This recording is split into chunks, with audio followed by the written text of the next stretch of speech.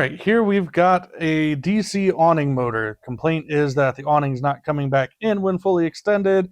The cause, as our friends here wrote, is that it issue is a faulty motor. They removed the cover, checked the voltage going into the motor, and they're getting consistent voltage. The issue is that the motor would turn off periodically, so the motor they found to be faulty. A couple of problems with that diagnosis here that we want to talk about. When we say you're getting consistent voltage, it really helps us on the diagnosis side and on helping you get approved for parts like this if you can tell us what voltage you're seeing. Yeah, we understand this is a 12-volt system, so just saying 12 volt isn't really helpful. We need to know the exact number. We're looking for, are you seeing 13.2 volts every time you test it? Are you seeing 11.8 volts every time you test it? That number matters, because if you've got low voltage, we're going to tell you, yeah, charge the batteries. That's going to help your case, and you'll see that problem might disappear if we've got good voltage.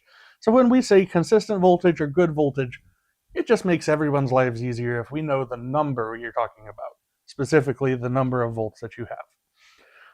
Another issue with this diagnosis here is that we don't know exactly how frequently or what that periodic shutdown of the motor was. Was it just occasionally on first startup it would do it? Or are we talking, I extended and retracted 5 times and then it shut down and quit working? Because a lot of these motors, this one included, have a thermal shutdown built into them, where if they overheat from extending and retracting too much, it's going to shut down until that motor can cool off. So that's the problem that we're going to see, and that's what I suspect the problem was with this particular motor. Just to prove it, though, I'm going to turn on my power supply here after I've got things hooked up. We've got it set to 13.6 volts right now, so I'm going to go ahead and plug it in there, turn it on, and as you can see, we've got a little tag on there that spun around quite loudly for us.